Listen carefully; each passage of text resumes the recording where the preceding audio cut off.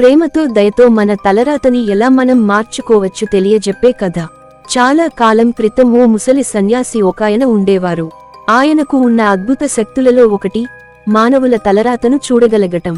ఆయన దగ్గర చాలామంది శిష్యులు ఉండేవారు. వారిలో 8 ఏళ్ల పిల్లవాడు కూడా ఒకడు ఉండేవాడు.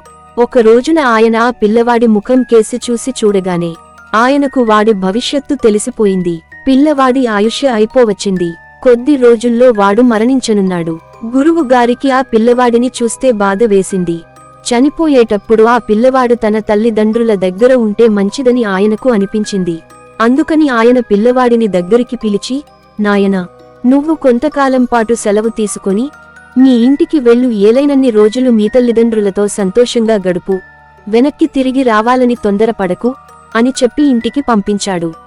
3 నెలలు గడిచాయి. ఆ పిల్లవాడు చనిపోయి ఉంటాడనుకున్నారు గురువుగారు.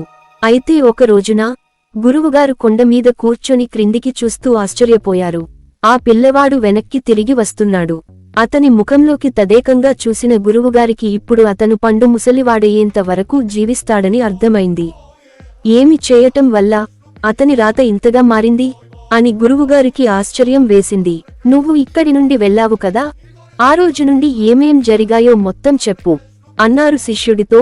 పిల్లవాడు తను ఇంటికి ఎలా చేరుకున్నాడో చెప్పాడు. మధ్య దారిలో తను చూసిన ఊళ్లను గురించి, తను దాటిన పట్టణాలను గురించి చెప్పాడు. తను ఎక్కిన కొండల గురించి, తను దాటిన నదుల గురించి చెప్పాడు. ఇంకా ఏమేమి విశేషాలున్నాయా అడిగారు గురువుగారు.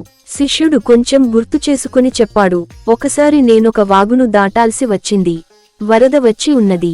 ఉధృతంగా ప్రవహిస్తున్నది. ఆ వాగు మధ్యలో ఒక చిన్న మట్టి కుప్ప నిలచి ఉన్నది. ద్వీపంలాగా. ఆ మట్టి కుప్ప మీద ఒక చీమల గుంపు ఎటుపోయేందుకు వీలుకాక ప్రాణభయంతో కొట్టుమిట్టాడుతున్నది. కొద్దిసేపట్లో ఆ మట్టి కుప్ప కరిగిపోతుంది. చీమలన్నీ నీటి పాలవుతాయి. నాకు వాటిని చూసి జాలి వేసింది. ప్రక్కనే ఉన్న చెట్టు కొమ్మను ఒకదాన్ని ఆ మట్టి ముద్ద మీదికి వంచి పట్టుకుని నిలబడ్డాను. చీమలు ఒక్కటొక్కటిగా ఆ కొమ్మమీదికి ఎక్కేస్తాయి. అవన్నీ భద్రంగా ఒడ్డెక్కేంత వరకు నేను కొమ్మను అట్లాగే పట్టుకుని నిల్చున్నాను. ఆ తర్వాత నాదారిన నేను వెళ్లాను.